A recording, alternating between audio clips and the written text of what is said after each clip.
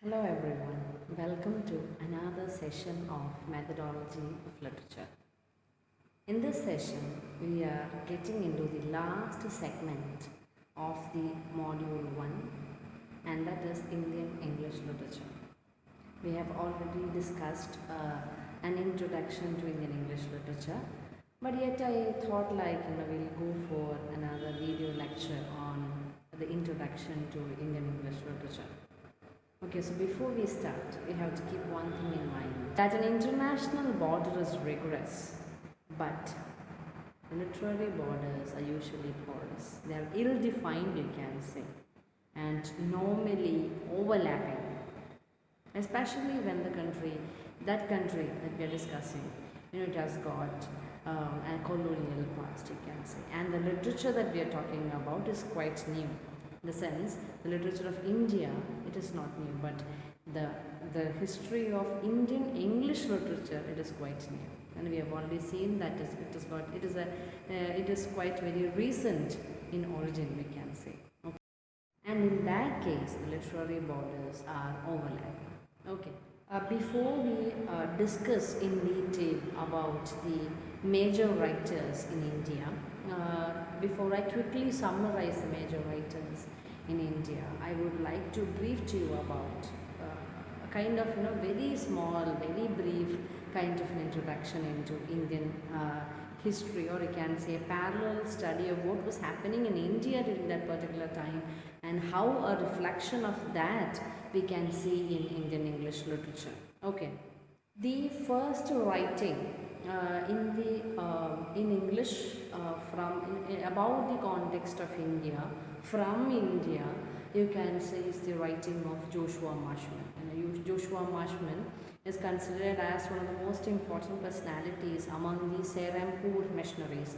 Serampore is like a place in Bengal, and a group of missionaries from England, they came, especially the Baptist missionaries, they came from England and they settled down in Bengal, and they have contributed significantly to the Indian journalism, you can say. So Joshua Marshman is one of the most important figure in that, and he wrote about India. His work, Joshua Marshman, Marshman, Joshua Marshman's most influential work, the name of the work is Bharatvarsha Idihas. I'll spell it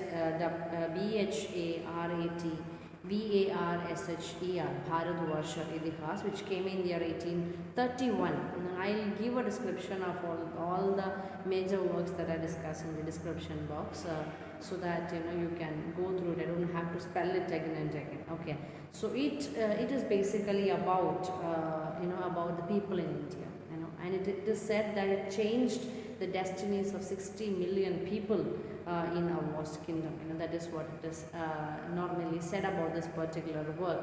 So you can say this is one of the most important work from India, about India, you can say. Okay, prior to that we have, and I have already mentioned his name in my previous lecture, prior to that we have Deen Muhammad. Actually, his travel narrative, which came out as The Travels of Deen Muhammad, D-E-A-N, Deen Muhammad, which came in the year 1794. Okay, the problem with this work is he married to an Irish woman and got settled in Ireland, later in London, and he was selling that Indianness qualities. So that is why we don't consider this is like the first Indian to publish a work in English. Okay, but in our literary history, for some reason or the other, we don't consider this as the first work from India. So in both cases, like in the work of Joshua Marshman and also of Deen Muhammad, we give due regard to these works, but we don't consider these as the first works from India. There is a problem, there is a contention in that. Okay, and he was in favor of colonial education. As I have told you in my previous video, one of the most important name that we have to remember in the context of Indian English literature is Henry de Rozier. Okay, so his poems, you can say, it has contributed extensively to Indian English writing, or you can say Indian English poetry. He actually uses this particular quote, expanding like the petals of young flowers. I watch the gentle opening into your minds. And this is what he writes while he was teaching in Hindu College, Calcutta. So the thing is, basically, he is a kind of a romanticist, you can say. An Indian romanticist kind of writing that you can see in his poems. So far we have discussed about three people. One is Joshua Marshman, second one was Adil Mahmet, and third one is Henry de Rosier. Okay, so with that, we are moving on to another important event that has happened, in India, that is Macaulay's Minutes. Okay, Macaulay's oft quoted sentence is there. It is after the Macaulay's Minutes of 1835, you can say that that English got imparted into Indian English education system. Okay, there is an oft quoted sentence. We must most cited part. Okay, we must at present do our best to form a class who may be interpreters between us and millions whom we govern. So that is why they have introduced the English education in India. They want to form, they want to build a class of people who behave as interpreters between the millions of people like Indians and them. Them means the Britishers. Or a class of persons, Indian in blood and color, that is what they have introduced the system. Okay, but English in taste, in opinions, in morals, and in intellect. And this is his usage in that minutes. Okay, so it's a oft-quoted sentence. So basically, with the introduction of English, what they intended, what the Britishers intended, was, you can say they wanted a group of Indians, or you can say a class of Indians. They are Indian by blood and by color, but in their behavior, in their taste, in their opinions, in their morals, they should behave like English. This is highly contentious, especially when we are talking, when we are reading it in the post-colonial period. Even now, even after this globalization, you can say this is the same trend that is continuing, to an extent. So yes, let's keep all those post-colonial kind of discussions apart, and we are not getting into those details right now. So that this is what has happened, you can say, in the first half of the 19th century. This is a very important event. You have to remember this event. Why? Because it changed, you can say, the history of Indian education, or even you can say Indian English literature, or even Indian literature also. Okay, so the first phase, when they created a group of Indian class, the first phase in Indian English writing, you can say it is the phase of imitation. When they created a group of people to work for them, I am talking about Britishers.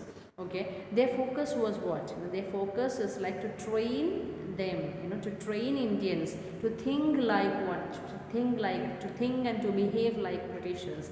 And because of that, when a group of people, when they got English education, they were more like, Britishers. They were more British than Indians, though they were Indians. I hope you are making the sense. And because of that, most of the writings during that particular phase, you can say, they were like, kind of imitations. Imitations of what? Imitations of the British standards, imitations of the European standards. Okay.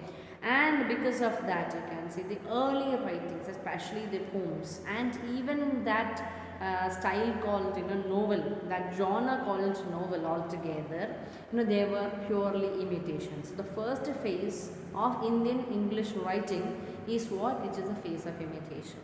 I hope I am clear.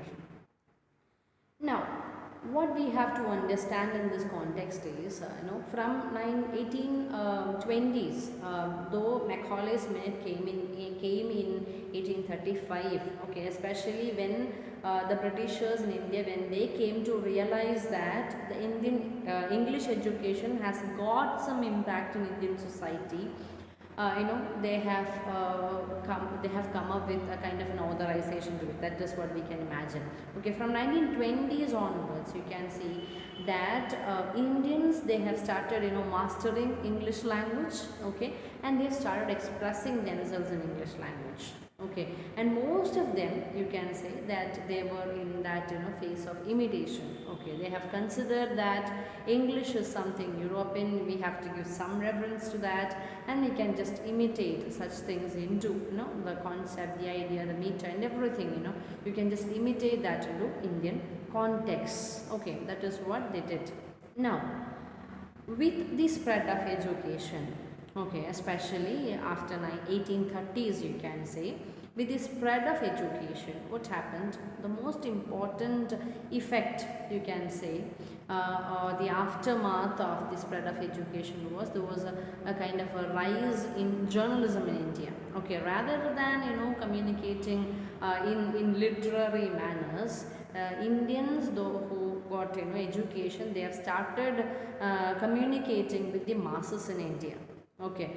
And since all these Britishers, or you can say all the Europeans, they had their own papers or other means to communicate to Indians, when Indians, they got education, they also started a kind of, they expressing themselves through pamphlets, or you can say through small write-ups. So whenever they went against whenever they went against the government, or you can say the Britishers or British authorities, at that time, they were like pushed down by the British authorities. That is what has happened, okay. So one thing that you can remember is that, from 1840s and all, okay, there is a rise of journalism in India. There is like, there's a boom of journalism in India, okay. This phase of imitation that I was talking about, it continued in poetry for quite a long while, you can say somewhere till the last decade of the 19th century, you can say. In poetry, this trend of imitation, it was there. But in other streams, in other genres, like, in prose and all, in journalism, there is a shift in this kind of imitation, or you can say the themes that we try to imitate, okay. There is a shift from that, especially after the First War of Independence, or you can say the Sepoy Mutiny in the year 1857.